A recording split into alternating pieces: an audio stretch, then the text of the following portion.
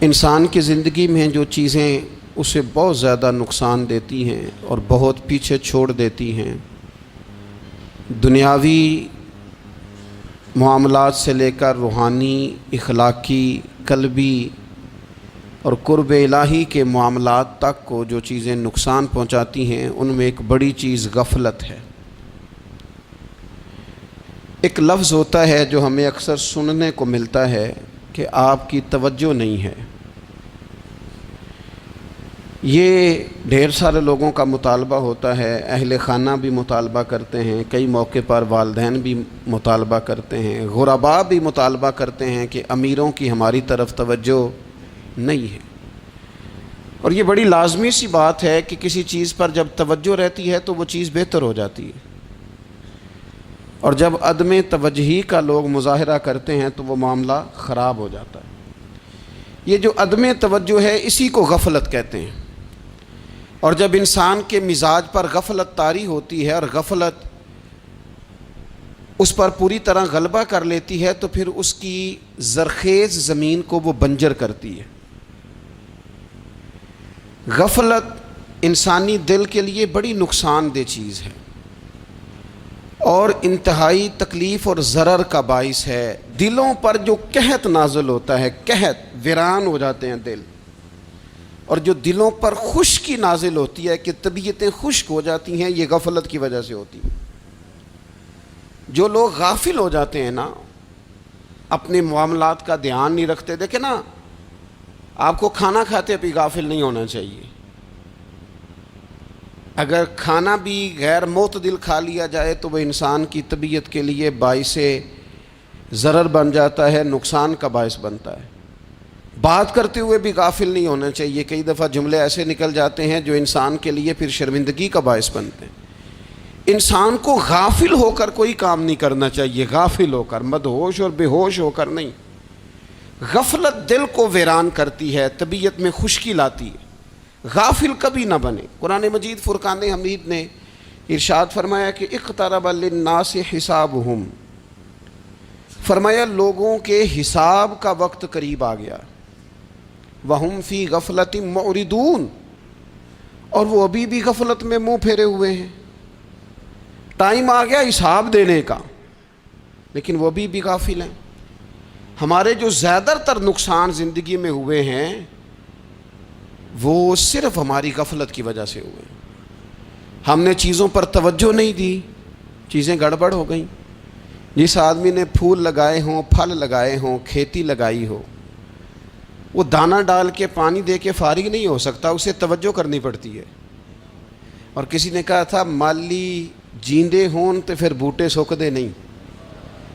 اگر موجود ہونا ان کو سینچنے والا، رکھوالی کرنے والا، تو پھر ان کی جڑیں کبھی خشک نہیں ہوا کرتی۔ ہماری جو غفلتیں ہیں یہ بڑی ضرر کا باعث ہیں، نقصان کا باعث، اور مجبوری معاف ہوتی ہے، غفلت معاف نہیں ہوتی۔ اسکول میں پڑھتے تھے، مدرسے میں پڑھتے تھے، تو ایک مجبوری ہو گئی جی، خدا نخواستہ گھر میں کوئی پریشانی ہو گئی تو اساتذہ اس پر سزا نہیں دیتے۔ کوئی خوشی کا موقع ہے گھر میں، فیملی میں کسی کی شادی ہے، اساتذہ اس پر سزا نہیں دیتے۔ لیکن اگر کبھی پتہ چلتا تھا نا کہ یہ گھر سے تو آیا تھا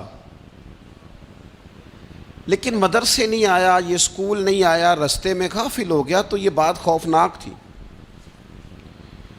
یہ قابل سزا جرم تھا کہ تو غافل ہو گیا اپنی پڑھائی سے، تو گھر سے آیا اور یہاں نہیں آیا۔ غفلت قابل سزا ہوتی ہے، مجبوری کی معافی ہوتی ہے۔ ہمارا آج کل جو مسئلہ ہے وہ غفلت کا ہے۔ ڈھیر سارے لوگ ہیں، سمجھدار بھی ہیں، سیانے بھی ہیں، معاملہ فہم بھی ہیں، باشعور بھی ہیں، تعلیم کی ڈگریاں بھی رکھتے ہیں، لیکن اگر ان کی زندگیوں کی تکلیفوں کو دیکھا جائے اور بے آباد روح کو دیکھا جائے اور سجدوں سے ان کی دوری کو دیکھا جائے تو ایک ہی بات سمجھ میں آتی ہے کہ پتہ سارا ہے لیکن لے ڈوبی ہے غفلت، توجہ نہیں کی۔ لائق بچہ بھی نالائق ترین زندگی گزارتا ہے، اس لیے کہ اس کے لائق ہونے کے ساتھ ساتھ اس کا توجہ کرنا بھی تو ضروری ہے نا۔ نرے لائق کا کیا فائدہ اگر وہ محنتی نہیں، اگر وہ توجہ ہی نہیں کرتا، اپنا سبق دھیان سے سنتا پڑھتا ہی نہیں، تو بھی جتنا مرضی لائق ہو پیچھے رہ جائے گا۔ اور کئی نالائق ہوتے ہیں، رٹا لگا کے پاس ہوتے ہیں، پر چلو رٹا تو لگاتے ہیں نا، محنت تو کرتے ہیں نا، جد و جہد تو کرتے ہیں۔ کئی نالائق جد و جہد کے باعث آگے گزر جاتے ہیں، اور کوئی اسی چکر میں رہ جاتے ہیں، میں بڑا لائق ہوں، کل پڑھ لوں گا، پرسوں پڑھ لوں گا، ہفتہ تیاری کر کے پاس ہو جاؤں گا۔ اپنی زندگی سے غفلت کا پردہ اٹھائیں، اور غفلت اس کے لیے فیصلہ کرنے کی ضرورت ہوتی ہے، پلاننگ کرنے کی نہیں، فیصلہ کرنے کی ضرورت ہوتی ہے کہ میں نے اب غفلت کرنی۔ ہم نہ جب بھی کوئی پروگرام بناتے ہیں تو منصوبہ بندی شروع کر دیں، منصوبہ بندی نہ کریں، فیصلہ کریں، کہیں کہ میں نے غافل نہیں ہونا۔ غفلت غرق دنیا کا نام ہے، اپنے آپ کو غفلت سے بچائیں۔ آپ دیکھیں حضرت کعب بن مالک رضی اللہ تعالیٰ عنہ فرماتے ہیں، بخاری میں موجود ہے، فرماتے ہیں کہ جنگ میں پیچھے رہ گیا تھا، میرا خیال تھا کل چلا جاؤں گا، گھوڑے اور سواریاں میرے پاس تیز ہیں، مضبوط ہیں، پرسوں چلا جاؤں گا، تیزی سے بھاگ کے میں پہنچ جاؤں گا، میں قافلے کے ساتھ شامل ہو جاؤں گا، لیکن بس تھوڑی سستی ہو گئی، ذرا غفلت ہو گئی۔ آپ فرماتے ہیں جب سب لوگ چلے گئے حضور علیہ السلام کے ساتھ جہاد میں اور میں پیچھے رہ گیا، تو پھر جب چند دن گزر گئے اور محبوب کے واپس آنے کا ٹائم ہو گیا، تو اب میں غور کرتا سمجھتا تو مجھے مدینے میں یہاں بزدل لوگ نظر آتے، اور کون نظر آتے؟ جو منافق تھے، وہ منافق بزدل دکھائی دیتے، یا مجھے عورتیں اور بچے دکھائی دیتے۔ میں پریشان ہوا، حضور واپس آ گئے۔ جنہوں نے بہانے کیے تھے نا منافقین نے، یہ مجبوری تھی اس لیے نہیں جہاد پہ گئے، یہ جنہوں نے بہانے کیے تھے انہیں مل گئی معافی، اور میں نے سچ بولا، میں نے کہا یا رسول اللہ میں غافل ہو گیا تھا۔ اب کہتے ہیں میں نے جب کہا نا حضور سستی ہو گئی تھی، ذرا غفلت ہو گئی، تو بندہ محبوب سے ہی غافل ہو جائے، بندہ وہیں سے غافل ہو جائے۔ جو دم غافل سو دم کافر، سانو مرشد اے ہو پڑھایا۔ جب کہا نا حضور وہ غلطی ہو گئی، کوئی مجبوری نہیں تھی، تو فرماتے ہیں باقیوں کو معافی مل گئی، میرے ساتھ حضور ناراض ہو گئے۔ ایک دن نہیں، 2 دن نہیں، 50 دن حضور ناراض رہے۔ مدینے کی گلیوں نے مجھے پہچاننا چھوڑ دیا، در و دیوار سے مجھے یوں لگتا تھا کہ میں پردیسی ہوں۔ فرماتے ہیں میں مسجد میں آتا تھا، میں جب محبوب کو دیکھتا تو حضور رخ انور پھیر لیتے، اور مجھے پتا تھا جب میرا چہرہ ادھر ادھر ہوتا تو پھر کریم رحمت کی نظر فرماتے۔ فرماتے ہیں 50 دن مسلسل، پھر مجھے حکم ہوا کہ بیوی بھی بھیج دو، میکے بچے بھی بھیج دو، ننھال یعنی تنہا رہ جاؤ۔ فرماتے ہیں وہ میں نے قید تنہائی کاٹی، لیکن شکر اللہ کا یہ ہے کہ میں سچا تھا، بس ذرا بھول گیا تھا، بس ذرا غفلت ہو گئی تھی۔ تو فرماتے ہیں پھر اللہ تبارک و تعالیٰ نے میرے اوپر فضل یہ فرمایا کہ میری توبہ کا اعلان رب نے قرآن مجید میں فرمایا۔ تو غافل نہ بنے کبھی بھی، ہمارا نہ مسئلہ یہ ہے، اور آپ نے ناراض نہیں ہونا۔ ڈھیر سارے لوگ غافل ہو جاتے ہیں، مالدار بھی غافل ہیں، صاحبان علم بھی الا ماشاء اللہ بہت ساری جگہوں پہ غافل ہیں۔ جن لوگوں کو 4 لوگ جاننے لگ جاتے ہیں، کوئی مقام حاصل ہو جاتا ہے، وہ بھی بہت ساری جگہوں سے غافل ہو جاتے ہیں الا ماشاء اللہ۔ غفلت بڑی تکلیف والا منظر ہے۔ جو لوگ سمجھتے ہیں نا میں اب گڈ بک میں آ گیا ہوں، اب میں اچھا ہو گیا ہوں، اب میرے لیے خیر کہا جاتا ہے، مجھے اچھائی شاید یہ مستقل میرے ساتھ رہے گی، تعریف ہی ہوگی ہمیشہ، وہ بھی غافل ہو جاتے ہیں۔ اور یہ غفلت ٹھیک نہیں ہوتی۔ وجہ دیکھنی چاہیے کس وجہ سے انسان کو وقار مل رہا، عزت مل رہی۔ اپنی زندگی سے غفلت کو اتار پھینکیں۔ تھوڑی دیر کی تو غفلت ہوتی ہے، لمبی تو نہیں۔ 2 منٹ کے لیے صرف اس نے ڈرائیونگ کرتے ہوئے چہرہ موبائل کی طرف کیا تھا، 2 ہی تو منٹ لگے تھے۔ لمحوں نے خطا کی تھی، صدیوں نے سزا پائی۔ لمحوں نے خطا کی تھی، صدیوں نے سزا پائی۔ ایک لمحے کے لیے غافل ہوئے تھے اور صدیاں، نسلیں روتی رہ گئیں پیچھے۔ بچے تڑپتے رہ گئے، اہل خانہ پریشان رہ گئے، ماں باپ ساری زندگی روتے رہے، لیکن یہ 2 منٹ کے لیے یہ غفلت جو ہے یہ بڑی تکلیف والا معاملہ. اپنی زندگی سے غفلت کو اتارنا ہے، غافل نہیں بننا، ہر وقت توجہ اور ساری باتوں پہ توجہ. بعض اوقات لوگ ایک طرف توجہ کر کے ایک طرف سے غافل ہو جاتے ہیں. نہ، توجہ ہمہ پہلو رکھنی ہے. ہمارے ذمے جتنے بھی حقوق ہیں ان سب پر توجہ، ہر چیز کا خیال. ایسا نہ ہو کہ عبادت کرتے رہ جائیں اور حقوق العباد ہم سے چھوٹ جائیں، اور حقوق العباد اتنے زیادہ ادا کریں. صاحب مجھے کہنے لگے ایک دفعہ بڑے وثوق کے ساتھ کہنے لگے جی معاذ اللہ ثم نہیں جی ٹائم ملتا پھر نماز دا کی کریے، روزی کمانا بھی تو عبادت ہے نا. تو میں نے کہا آپ نے عبادت کرنا ایک حصہ قبول کیا ہے، آپ نے کل عبادت نہیں قبول کی. عبادت کل ہے، ہمہ پہلو. ایک حصہ آپ قبول کر کے نکل گئے اور باقی آپ نے چھوڑ دی. تو کسی ایک طرف سے بھی غافل نہیں ہونا. جتنی ذمہ داریاں ہیں، جتنی ڈیوٹیاں ہیں، ان سب کا خیال. اور جو بڑا آدمی ہوتا ہے، بڑا گھر میں بڑا ہو، قبیلے میں بڑا ہو، علاقے میں بڑا ہو، ادارے میں بڑا ہو، کلاس میں بڑا ہو، جو بڑا ہے اس کی تو ساری آنکھیں کھلی ہوئی ہونی چاہیے. ایک ایک پر اس کی نظر ہونی چاہیے کہ میری کہاں ضرورت ہے، کہاں مجھے اشک شوئی کرنی ہے، کس کے ساتھ میں نے کس طرح محبت کا رویہ رکھنا ہے. غافل نہ بنے. اچھا جی اب کیسے پتہ چلے گا کہ ہم غافل ہیں؟ یہ کیسے پتہ چلے گا؟ آپ کسی بندے سے بھی پوچھ لیں حالات کیا ہیں تو کہتا ہے اللہ کا شکر ہے کبھی کسی کا دل نہیں دکھایا، اللہ کا شکر ہے جی زمانہ ہو گیا 5 نمازیں پڑھتا ہوں، اللہ کا شکر ہے جی. کیسے پتہ چلے گا غافل ہیں؟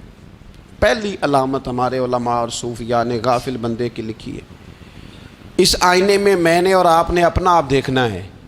غافل بندے کی پہلی علامت یہ ہوتی ہے کہ وہ دنیاوی کاموں میں چست ہوتا ہے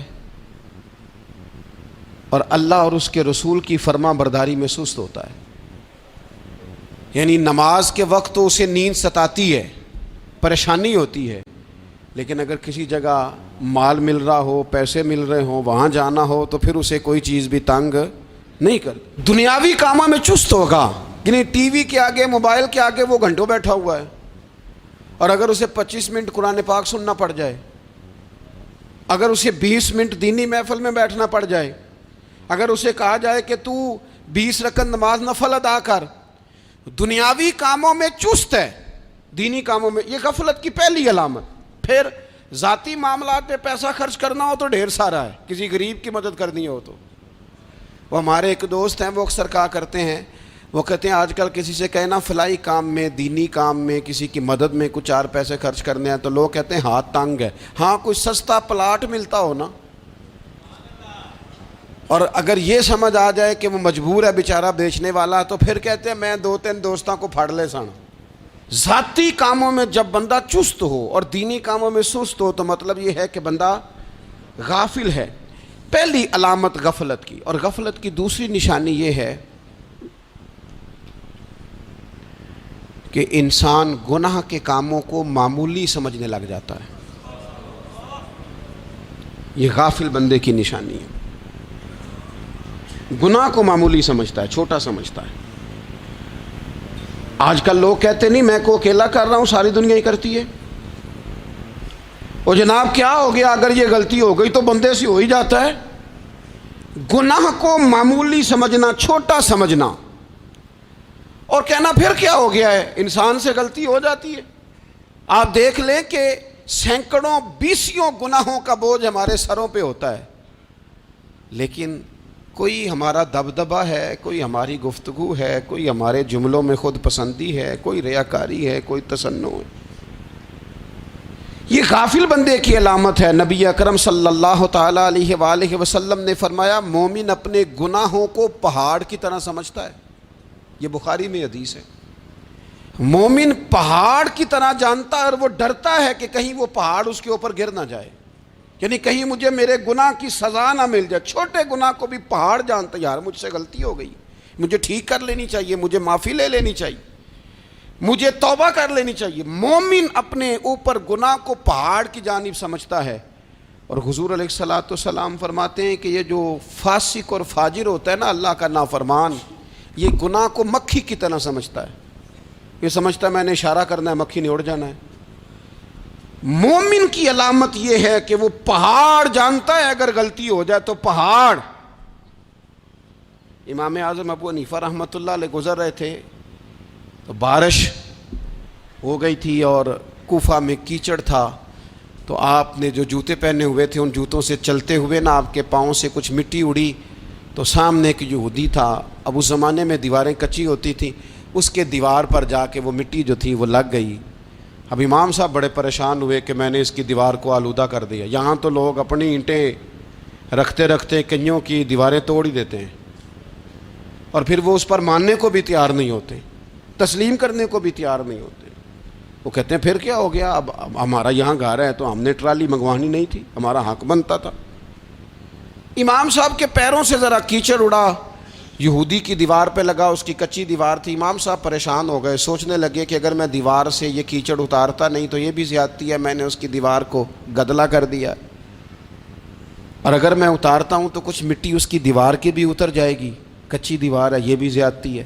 مومن گناہ کو پہاڑ کی طرح سمجھتا ہے کہ کہیں گر نہ جائے, اس کی بھی کہیں سزا نہ مل جائے. امام صاحب نے اس کے دروازے پہ دستک دی, وہ باہر آیا تو اتفاق سے وہ آپ کا مقروض بھی تھا, اس نے پیسے دینے تھے. باہر نکلتے ہی کہنے لگا اوہ آپ تو قرض لینے آ گئے, میرے پاس تو ابھی گنجائش نہیں ادا کرنے کی. تو امام صاحب کہنے لگے تو قرض چھوڑ, وہ میں نے معاف کیا, میرے سے غلطی ہو گئی ہے. میں آ رہا تھا, لکڑی کے جوتے اس زمانے میں کھڑاؤں لوگوں نے پہنے ہوتے تھے, کہا وہ میرے پیروں سے ذرا کیچڑ اڑا ہے, تیری دیوار پہ لگ گیا ہے. اب میں بڑی دیر سے کھڑا سوچ رہا ہوں کہ اگر میں تیری دیوار صاف نہ کروں تو میں نے یہ میلی کر دی, گدلی کر دی, یہ بھی بات درست نہیں ہے, زیادتی, اور اگر میں اسے صاف کرتا ہوں کچی دیوار سے کچھ مٹی اتر جائے گی تو یہ بھی زیادتی ہے. اب تو بتا میں کیا کروں. تو بے موسمہ پھل تھا نا یہ, تو بے موسمہ پھل دیکھ کے بندہ حیران ہو جاتا ہے. جو باتیں روٹین میں نہ ہو رہی ہوں وہ ذرا انوکھی لگتی ہے, بندہ حیران ہو گیا. غور سے امام صاحب کا چہرہ دیکھنے لگا, غور سے چہرہ دیکھنے لگا, اور پھر تھوڑی دیر سوچنے کے بعد کہنے لگا حضور پہلے میں نے دین اسلام کے بارے میں پڑھا اور سنا تھا, آج میں نے دین دیکھا ہے. پہلے میں نے سنا تھا کہ دین اسلام اس طرح کا ہے, آج میں نے دین. ہم نہ پوری دنیا کے کافروں کو دین سنانا چاہتے ہیں, دکھانا نہیں چاہتے. ہم نیک نظر آنا چاہتے ہیں, نیک بننا نہیں چاہتے. ہم نیک نظر آنا چاہتے. نتیجہ کیا نکلتا ہے کہ کچھ عرصے کے بعد پتہ چل جاتا ہے بندہ کس لیول کا نیک ہے, کیا معیار ہے اس کی نیکیوں کا. کہنے لگا حضور پہلے میں نے دین سنا تھا, آج دیکھا ہے. آپ وہ مٹی کی دیوار پر جو کیچڑ لگ گیا ہے, دیوار کو بعد میں صاف کیجئے گا, پہلے کلمہ پڑھائیں تاکہ میرے اندر کا کفر صاف ہو جائے, مجھے مسلمان کر دیں. تو غافل آدمی جو ہوتا ہے نا وہ پھر تیسری بات, جب بندہ بہت زیادہ غافل ہو جاتا ہے پھر اعلانیہ گناہ کرنے لگتا ہے. ایک گناہ پھر اس کا اظہار گناہ. ایک بندہ حدیث پاک میں آتا ہے, ایک بندہ رات کو کوئی غلطی کرتا ہے, اللہ تعالیٰ اس پہ پردہ ڈال دیتا ہے, لیکن وہ سویرے خود لوگوں کو بتاتا پھرتا ہے میں نے یہ کیا, میں نے یہ کیا. جب آپ اظہار گناہ کرتے ہیں نا تو سامنے والا بھی دلیر ہوتا ہے, کہتا ہے اس نے کیا میں کر لوں گا تو پھر کیا ہوا. ہمارے علماء نے لکھا ہے کسی کی نماز قضا ہو جائے تو کسی کو بتائے نہ, قضا پڑھ ڈالے, اس کا جگہ جگہ ذکر نہ کرے. جب آپ کہیں گے نا میری قضا ہو گئی تو آپ کے ساتھ رہنے والا بچہ دوست سمجھے گا یار اس کی قضا ہو گئی یا تو میری بھی ہو جائے گی تو کیا ہو. گناہ کرنا بھی گناہ ہے اور گناہ کا اظہار بھی گناہ ہے. نبی اکرم صلی اللہ تعالیٰ علیہ وآلہ وسلم نے ارشاد فرمایا میری ساری امت کو معافی مل جائے گی سوائے ان لوگوں کے جو اعلانیہ گناہ کرتے ہیں. یہ بخاری مسلم دونوں میں حدیث موجود ہے.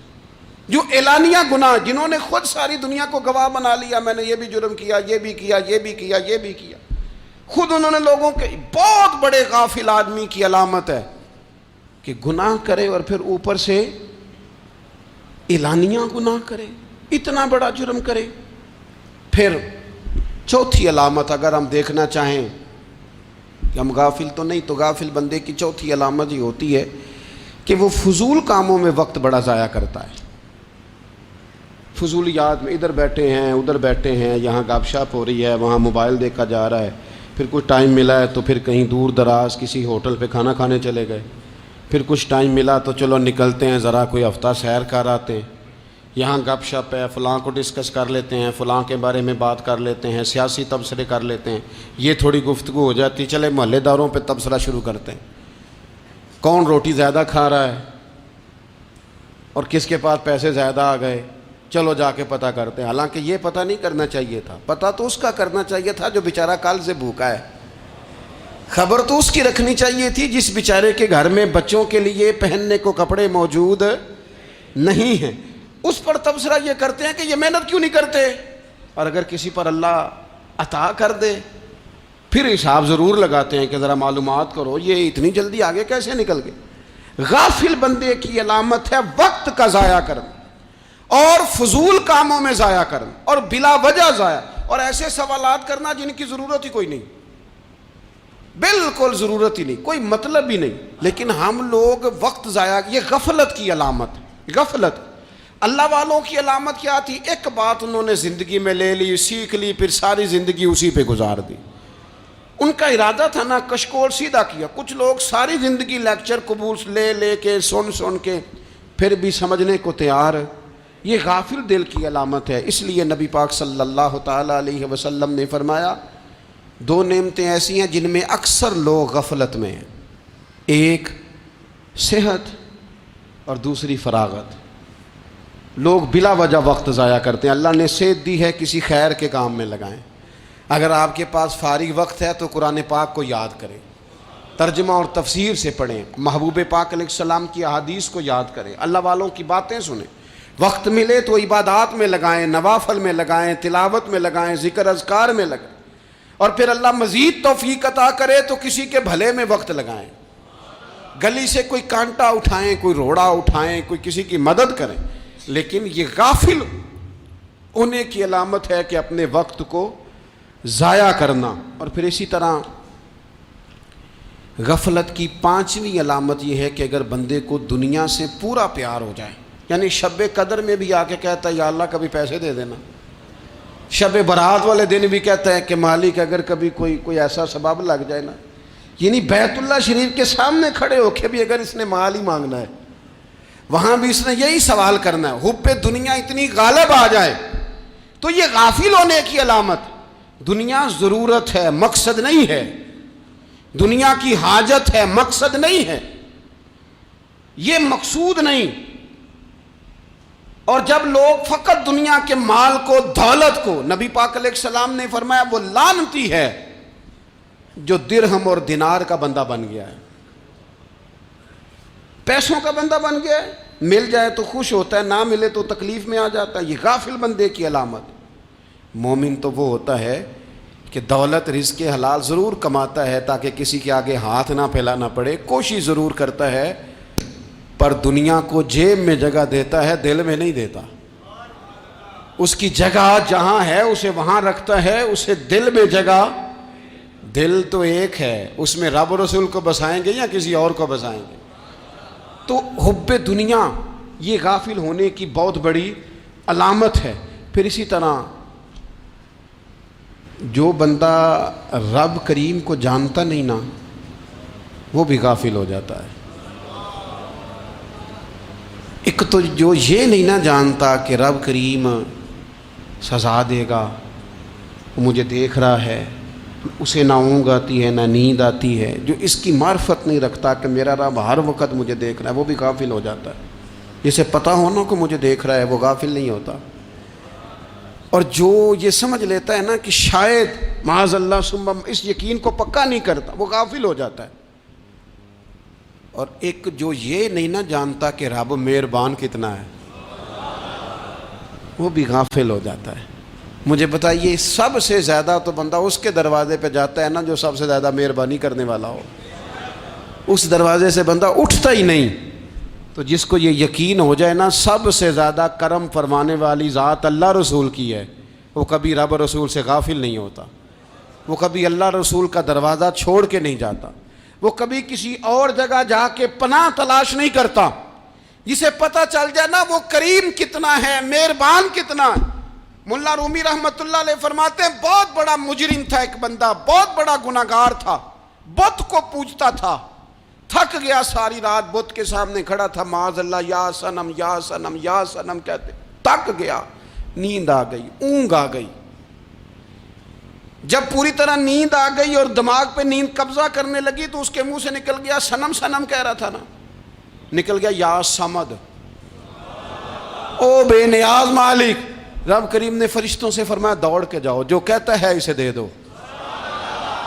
فرشتے کہنے لگے مالک وہ تو بت کو پکار رہا تھا، اس نے تو غلطی سے نام لیا ہے۔ فرمایا مجھے نہیں پتا، لیکن دیکھو نا اس نے مجھے پکارا تو ہے نا، کتنی دیر سے جھوٹے کو پکار رہا تھا، اس کا معاملہ حل نہیں ہوا، اب اگر سچے کو پکارنے پہ بھی حل نہ ہوا تو فرق کیا رہ جائے گا؟ دے دو جو مانگتا ہے، دے دو۔ میرے دوست گر پتہ چل جائے وہ کریم کتنا ہے، وہ مہربان کتنا ہے۔ میرے رسول پاک علیہ الصلوۃ والسلام نے تو فرمایا تیری آنکھ سے اگر اس کے خوف سے اتنا آنسو بھی نکل گیا جتنا مچھر کا پر ہوتا ہے، تو جس طرح بھینس کے تھنوں سے نکلا ہوا دودھ واپس تھنوں میں نہیں نہ جاتا، جو اتنا بھی روئے نہ روئے اللہ کے خوف سے، وہ بندہ دوزخ میں نہیں جائے گا۔ تھوڑی دیر کے لیے ڈر جائے اپنے رب سے، آئے تو صحیح۔ عدم معرفت غفلت پیدا کرتی ہے، تو آ تو صحیح، وہ تو کریم ہی بڑا ہے، وہ تو مہربان ہی بڑا ہے۔ حضرت زنیرہ رضی اللہ تعالی عنہ حضور کی صحابیاں ہیں۔ ایام جو مکے کے تھے مسلمانوں پر بڑی آزمائش کے تھے، انہیں بڑا مارا کفار نے، اتنا مارا کہ ان کی بینائی چلی گئی، نظر آنا بند ہو گیا۔ کافروں کی عورتوں نے تانا دیا کہ تو نے ہمارے بت چھوڑے ہیں نا، تو دیکھنا تیری بینائی چلی گئی۔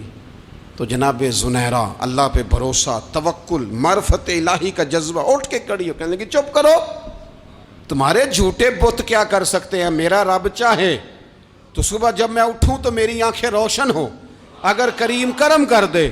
لوگ کہتے ہیں واقعی ایسا ہوا، جب وہ سویرے اٹھی تو اللہ نے ان کی روشنی واپس کر دی تھی۔ تجھے پتہ چل جانا وہ مہربان کتنا ہے۔ وہ ایک بزرگ تھے تو ان سے کسی نے کہہ دیا کہ اگر آپ کا حساب آپ کے ماں باپ کے ذمہ ہو جائے تو پھر کیسا، پوچھنے کے لیے قیامت میں اگر ماں باپ حساب لیں تو پھر کیسا۔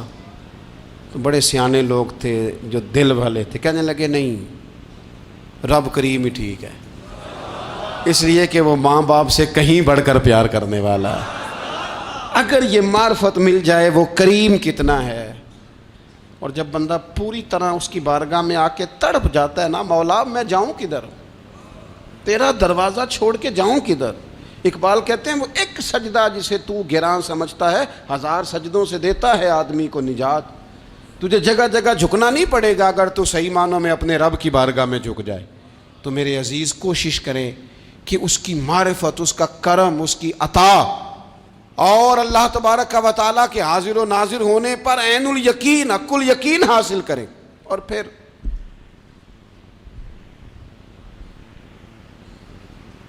آٹھویں بات یہ ہے کہ غافل لوگوں کی صحبت بھی بندے کو غافل کر دیتی ہے۔ غافلوں کی صحبت میں نہ بیٹھیں، ان کی صحبت میں بیٹھیں جن کے پاس بیٹھنے سے دل میں رب رسول کی محبت پیدا ہوتی ہے۔ غافلوں سے بچیں۔ چنگیاں دے لڑ لگی ساں تے چولی چ پھل پئے، تے جدوں میں پیڑیاں دے سنگ رل گئی تے میرے اگلے بھی ڈول گئے۔ برے آدمی کی صحبت بندے کو غافل کر دیتی۔ غافلوں کی صحبت میں کبھی نہ بیٹھیں، کبھی نہیں۔ غافل آدمی آپ کو غافل کر دے گا۔ میرے نبی پاک علیہ الصلوۃ والسلام نے فرمایا انسان اپنے دوست کے مذہب پر ہوتا ہے۔ یہ بہت بڑے لفظ ہیں۔ فرمایا المرء علی دین خلیلہ، انسان اپنے دوست کے مذہب پر ہوتا ہے۔ تو دیکھ تو نے دوست کس کو بنایا ہے، جو تیرے دوست کا مذہب ہوگا وہی تیرا ہو جائے گا۔ ہم نے دوست بنایا نا غوث پاک جیلانی کو، ہم نے یاری لگائی ہے نا داتا علی اجمیری سے، ہماری نسبت ہے نا معین الدین اجمیری سے، ہمارا تعلق ہے نا بہاؤالدین زکریا ملتانی سے، ہمارا رشتہ ہے نا حضرت مجدد الفسانی سے، ہم ماننے والے ہیں نا اعلیٰ حضرت بریلوی کے، ہمارا تعلق ہے کبھی جماعت علی سے کبھی مہر علی سے، ہمارا ان سے تعلق ہے تو صبح شام ہماری زبان پہ رہتا ہے بالغ العلا بکمالہ کشفت دجا بجمالہ حسنت جمیع خصالہ صلو علیہ وآلہ۔ ان سے تعلق جڑا ہے نا تو کئی دفعہ تنہائیاں تڑپا دیتی ہیں اور تڑپ کے کہتے ہیں اج سکھ متران دی ودھیری ہے، اج سکھ متران دی، سکھ کہتے ہیں اڈیق کو، متر کہتے ہیں محبوب کو، اج سکھ متران دی ودھیری ہے، اے کیوں دلڑی اداس گھنیری ہے، لوں لوں وچ شوق چنگیری ہے، اج نینا لائیاں کیوں جھڑیاں، سبحان اللہ سبحان اللہ سبحان اللہ۔ پہلے کہتے ہیں سکھ متران دی ودھیری ہے یعنی اداس ہوں، پھر حضور کے جلووں پہ نظر کرتے ہیں، کہتے ہیں سبحان اللہ سبحان اللہ، ماں اجمل کا ماں احسانہ کا ماں اکمل کا، اور پھر فوراً کہنے لگے او کتھے مہر علی، او کتھے مہر علی، کتھے مہر علی تے کتھے تیری سنا، اب ویکھو مشتاق اکھیں کتھے جاڑیاں، بالغ العلا بے کمال کشفت دجا بے، اور میرے اعلیٰ حضرت کہنے لگے سرور کہوں کہ مالک و مولا کہوں، باغ خلیل کا گلے زیبا کہوں تجھے، تیرے تو وصف عیب تناہی سے ہیں بری، حیران ہوں میرے شاہ میں کیا کیا کہوں تجھے۔ غافل آدمی کی علامت ہے برے لوگوں کی صحبت میں، خبردار ان کے پاس نہ بیٹھنا جن کے پاس بیٹھنے سے تمہارے دلوں میں اولیاء اللہ اللہ کے بندوں کی عداوت پیدا ہو، خبردار خبردار ان کے پاس نہ بیٹھنا جن کے پاس بیٹھنے سے تمہارے دلوں میں حضور کی اولاد پاک کے بارے میں شک پیدا ہو، خبردار اس شخص کے پاس نہ بیٹھنا جو امام حسین ابن علی کے بارے میں کوئی کمزور بات کرتا ہو، بچنا، خبردار اس سے بچنا جو حضور کے صحابہ کے بارے میں بات کرے، بچنا بچنا اس سے، جو سیدنا ابو بکر صدیق کے بارے میں کوئی، دیکھو کیا مقدر ہیں صدیق و فاروق کے، جن کے گھر ہی رحمتوں کے خزینے میں، بھلا کیا کہا نبی پاک، حضور نے فرمایا میرے اوپر جس نے نیکی کی تھی بدلہ دے دیا ہے، یہ جو میرے ابو بکر صدیق ہے نا، ان کو میں اللہ کی بارگاہ میں لے جاؤں گا، کہوں گا مالک تو ہی بدلہ عطا فرما۔ ایک ہاتھ میں جناب صدیق کا ہاتھ پکڑا، ایک میں حضرت عمر کا ہاتھ پکڑا، اور حضور مسجد نبوی سے باہر آ رہے ہیں، دیکھنے والے کی زبان سے بے ساختہ سبحان اللہ نکل گیا، کیا شان ہے کیا مقدر ہے، تو حضور علیہ السلام رک گئے اور روک کے فرمایا تو حیران ہو رہا ہے نا، تو حیران ہو رہا ہے نا کہ میں نے ایک ہاتھ میں ابو بکر کو پکڑا ہے، ایک میں عمر کو پکڑا ہے، فرمایا قیامت میں جب میری قبر کھلے گی تو میں اسی طرح قبر سے نکلوں گا، اس طرح میدان محشر میں آؤں گا، خبردار حضور کے وفاداروں کے وفادار رہنا، ان کے وفادار رہنا، ان کے وفادار رہنا۔ بڑا عجیب دور آیا ہے، ہم نے یہ دور دیکھا ہے کہ لوگ حضور کے صحابہ کے بارے میں بھی بات کریں گے، اب نبی پاک کی اولاد پاک کے بارے کو بھی ڈسکس کیا جائے گا۔ اپنا منہ تو دیکھ، اپنی حیثیت دیکھ، اور پھر وہ بندے دیکھ جن کو اللہ نے چن کے اپنے محبوب کی غلامی کے لیے حضور کے قریب بٹھایا ہے۔ تو بچنا ایسے لوگوں سے، پرہیز کرنا، خبردار عقیدہ ستھرا رکھنا، عقیدہ ستھرا رکھنا، صاف رہنا، پاکیزہ رہنا، غافلوں کی صحبت سے بچنا۔ بڑا ڈرتے ہیں اللہ سے، دعائیں مانگتے ہیں یا اللہ نسلوں میں بھی وہی بندے پیدا فرما جو عقیدے پکے رکھنے والے ہیں، وہ بندے پیدا فرما ہماری نسلوں میں۔ ایک وہ بندہ بھی غافل ہو جاتا ہے جو امیدیں لمبی لگا لیتا ہے، جن کے منصوبوں میں دولت بھی ہوتی ہے، گھر بھی ہوتا ہے، اولاد کا بڑا ہونا بھی ہوتا ہے، پوتے پوتیاں نواسے نواسیاں دیکھنا بھی ہوتا ہے، یہاں بھی گھر وہاں بھی گھر، یہ سیر، یہ سارا کچھ ہوتا ہے، لیکن رب کی بارگاہ میں پیش ہونا جن کے پیش نظر نہیں ہوتا۔ لمبی امیدیں۔ حضرت مولا علی شیر خدا فرمایا کرتے تھے، میں تم پر دو باتوں کا خوف کھاتا ہوں، مجھے ڈر آتا ہے، ایک یہ کہ تم خواہش کی پیروی کرو گے، جو نفس کی خواہش ہوگی اس کے پیچھے لگ جاؤ گے، اور ایک تم لمبی لمبی امیدیں باندھو گے، اتنے سال جینا ہے، اتنے 100 سال جینا ہے، یہ کرنا ہے وہ کرنا ہے۔ منصوبہ بندی کریں مستقبل کے لیے، وہ بری نہیں، لیکن تیاری رکھیں، تیاری رکھیں، اس بات کا بھی خیال رکھیں کہ اللہ کی بارگاہ میں حاضر ہونا۔ یہ غفلت کی چیزیں ہیں جو بندے کو غافل کر دیتی ہیں۔ جو لوگ اللہ کا ذکر نہیں کرتے وہ بھی غافل ہو جاتے ہیں، اور جو فضول باتیں زیادہ کرتے ہیں نا، ہنستے زیادہ ہیں۔ فَلْيَضْحَكُوا قَلِيلًا وَلْيَبْكُوا كَثِيرًا، قرآن کہتا ہے زیادہ رویا کرو، کم ہنسا کرو۔ نبی پاک علیہ الصلوۃ والسلام سے پوچھا تھا حضرت عقبہ بن عامر نے کہ یا رسول اللہ نجات کس چیز میں ہے؟ تو نبی پاک علیہ الصلوۃ والسلام نے فرمایا ایک تو اپنی زبان قابو میں رکھو، دوسرا فرمایا اپنے گھر میں ٹھہرے رہو، تمہارا گھر تمہارے لیے کافی ہو، فضول نہ نکلو گھر سے، اور تیسرا فرمایا اپنی خطاؤں پہ رویا کرو۔ کثرت کلام اور فضول کلام اور بلا وجہ یہ بندے کو غافل کرتا ہے، دل کو سخت کرتا ہے۔ یہ چند چیزیں ہیں جو انسان کو غفلت میں ڈالتی ہیں۔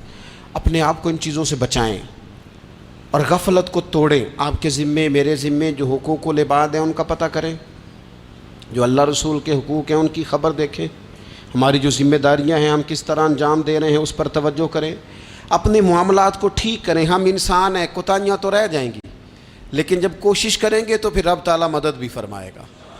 ایک بات اور کرنی ہے، ایک تو میں نے عرض کیا غفلت کو توڑنا، ایک دوسری بات قرآن مجید کا ایک سبق اور، جب غفلت توڑنی ہے تو پھر لازمی طور پر ایک کام کرنا پڑے گا۔ میں نے یہ عرض کیا تھا کہ پلاننگ نہیں کرنی، فیصلہ کرنا ہے۔ تو فیصلہ کرنا ہے تو کرنا کیا ہے؟ پھر قرآن حکیم نے سورہ بقرہ میں کہا فاستبقوا الخیرات،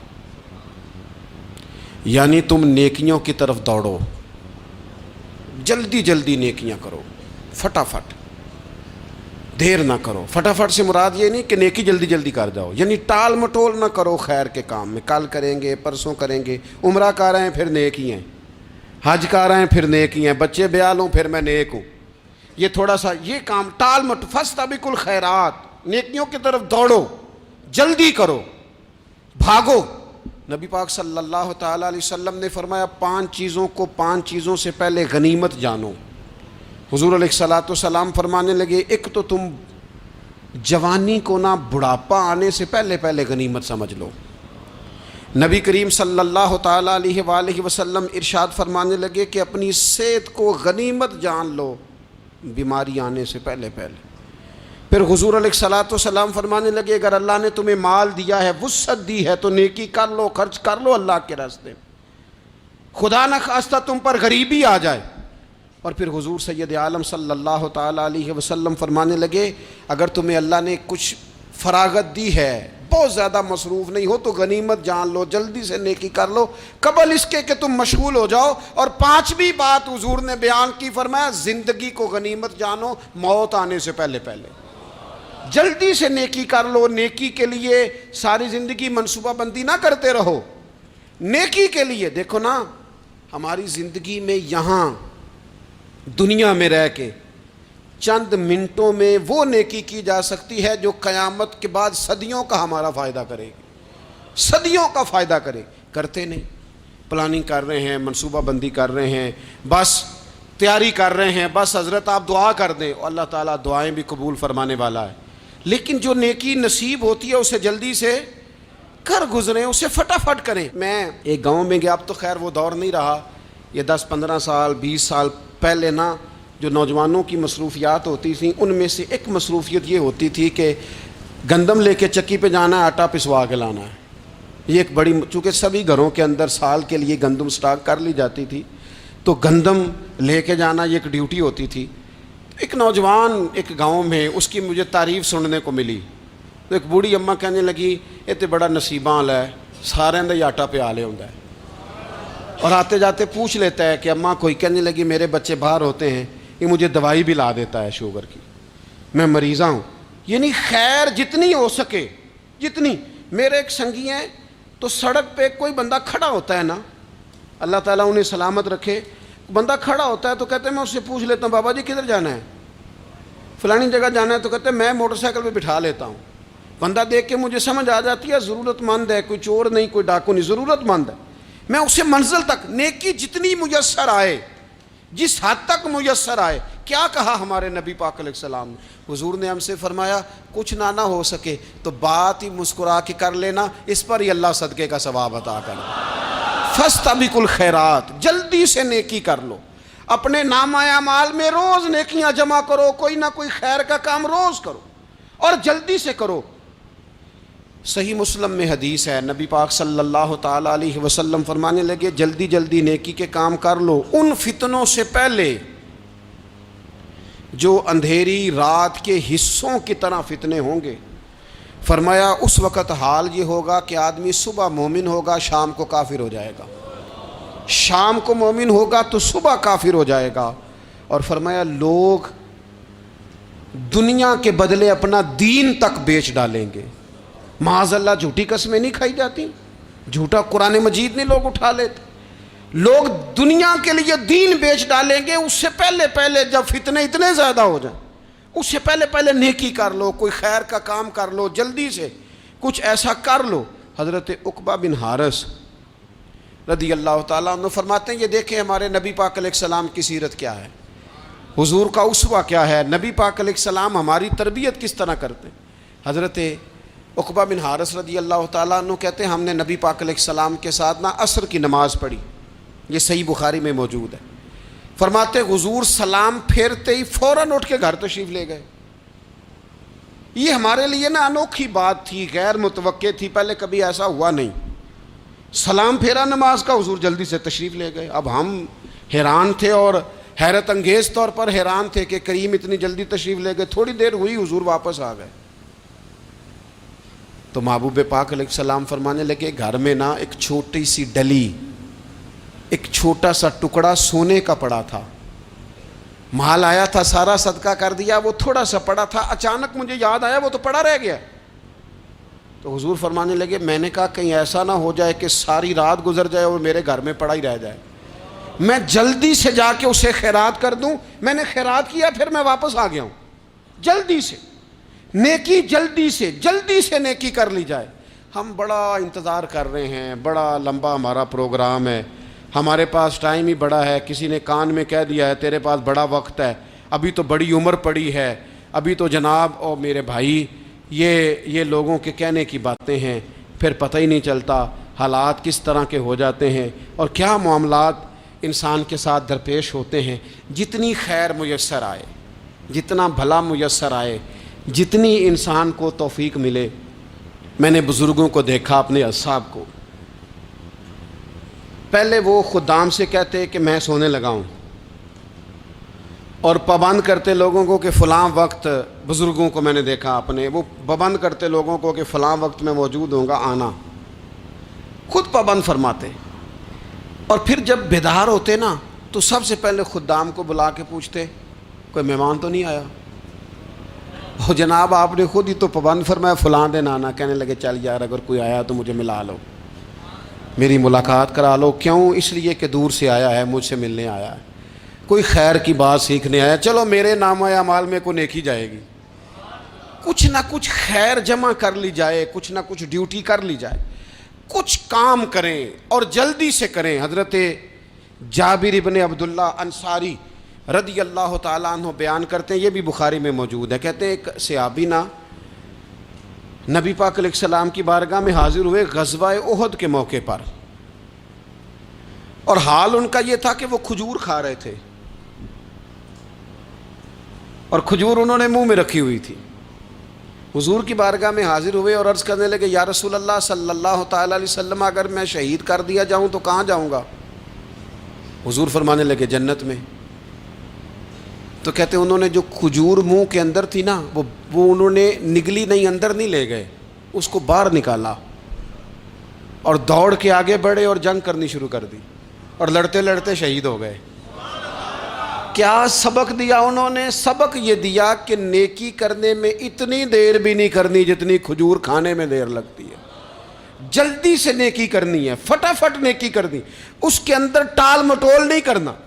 اسی وقت انہوں نے کھجور باہر نکال دی، دوڑ کے انہوں نے حضرت انس بن نضر رضی اللہ تعالیٰ عنہ، حضرت انس بن مالک رضی اللہ تعالیٰ عنہ کے چچا ہیں، میدان احد میں نا، احد پہاڑ کے قریب کھڑے تھے، لوگوں سے کہہ رہے تھے جلدی جلدی ادھر آؤ، وہ جنت جو انسان کو انتقال کے بعد نصیب ہوگی اور قیامت کے بعد نصیب ہوگی، فرماتے تھے مجھے تو ابھی احد پہاڑ کے اندر سے جنت کی خوشبو آ بھی رہی ہے، لہذا جلدی سے آؤ، ادھر دوڑو، جہاد کرو، آؤ کفار سے لڑیں۔ تو نیکی میں دیر نہیں کرنی، جو نیکی میسر آتی ہے، جس کو میسر، ماں باپ میسر ہیں تو خدمت کر لیں، اہل خانہ ہیں تو حسن سلوک کر لیں، اللہ نے اولاد دی ہے تو اچھی تربیت کر لیں، دوست ہیں تو خیر خواہی کر لیں، اگر آپ کو اللہ رمضان عطا کرتا ہے تو زیادہ سے زیادہ اس کی عبادت کر لیں، اگر نظر ٹھیک ہے تو تلاوت زیادہ سے زیادہ کر لیں، زبان چلتی ہے تو رج رج کے مدینے والے محبوب پہ درود و سلام پڑھ لیں، اللہ تعالیٰ کا ذکر کر لیں، جلدی سے خیر جمع کریں، اپنے وقت کو ضائع نہ کریں۔ یہ آج کا سبق ہے۔ ایک تو ہم نے فیصلہ کرنا ہے کہ بس غفلت نہیں، اب غفلت، اب انشاءاللہ اللہ اللہ کرنی ہے، اب کوئی خیر کا کام کرنا ہے۔ میرے حضرت کا ایک جملہ کبھی نہیں بھولنا، فرمایا کرتے تھے زمین کے اوپر کام، نیچے جا کے آرام۔ یہ چھوڑ دیں، اتنے گھنٹے سونا ہے تو یہ کرنا ہے تو میری نیند میں دخل کوئی نہ ڈالے، پھر سوتے ہی رہ جائیں گے، سوتے ہی رہ جائیں۔ زمین کے اوپر کام اور نیچے جا کے جاگنا ہے، جاگ لے افلاک کے سائے تلے، پھر حشر تک سوتا رہے گا خاک کے سائے تلے۔ اب جاگ لے افلاک کے سائے کے نیچے، جاگ، کھول آنکھیں، ہر وقت کا سونا، ہر وقت سونا، ہر وقت جو اپنے آرام کی فکر کرنا، اس سے نکل آئیں اور اچھا کھانا اور اچھا پہننا اور بس اپنی مرضی کی زندگی من چاہی جینا، اس سے باہر آئیں۔ فیصلہ کریں، فیصلہ کہ اب غفلت نہیں کرنی، اگر اللہ نے کوئی صلاحیت دی ہے تو اسے دین کے کام پہ لگانا ہے، کوئی ڈیوٹی کرنی ہے، کوئی خدمت کرنی ہے۔ دیکھو خدمتیں ہو رہی ہیں، صدیق اکبر مال دے رہے ہیں، عثمان غنی مال دے رہے ہیں، مولا علی نے تلوار پکڑی ہے، میدان میں جا رہے ہیں، فاروق اعظم گلی گلی نگر نگر رسول اللہ کے دین کی پہرے داری کر رہے ہیں، حضرت جناب سیدنا سلمان فارسی ابو ذر غفاری حضور کی مسجد میں جھاڑو دے رہے ہیں، اور بلال حبشی وہ نبی پاک کی مسجد میں اذان پڑھتے پڑھتے رب نے اتنا عروج فرمایا کہ کعبے کی چھت پہ کھڑے ہو کے بھی اذان پڑھنی شروع، انہوں نے اذان دے دی۔ تو کوئی کام کرنا ہے، غفلت کو توڑنا ہے اور نیکی کرنی ہے، ذرا جلدی جلدی خیر کا کام کرنا ہے، نہیں ایسے نہیں، فٹافٹ۔ کیسے جی؟ فٹافٹ۔ تو فٹافٹ کام کریں خیر کا، جلدی جلدی۔ تو یہ خیر کا کام فٹافٹ، جلدی جلدی اور بڑی جلدی اور دوڑ دھوپ کے، اور جب آپ کرتے جائیں گے نا تو پھر اللہ تعالیٰ مواقع بناتا جائے گا۔ آپ سے میری اپیل ہے، بالخصوص میرے ساتھ جو وابستہ سنگی ہیں، جو پیار کرنے والے ہیں، دو باتیں آج آپ نے لے کے جانی ہیں گھر۔ یہی لنگر ہے، یہی آپ کے لیے دعا ہے، یہی ہمارے بزرگوں کا فیض ہے، یہی نصیحت ہے کہ آپ نے یہ دو باتیں لے کے جانی ہے۔ غفلت توڑ دینی ہے، فیصلہ کرنا ہے کہ آج کے بعد غافل نہیں ہونا، اور دوسری یہ بات لے کے جانی ہے کہ نیکی جلدی جلدی، فٹافٹ فیصلہ، فٹافٹ نیکی، ایک کر کے پھر انشاءاللہ دوسری کر کے پھر انشاءاللہ تیسری کر کے پھر انشاءاللہ چوتھی، یہ شروع کرنی ہے، اور آپ دیکھیں گے اللہ تعالیٰ مہربانی فرمائے گا، مدد کرے گا۔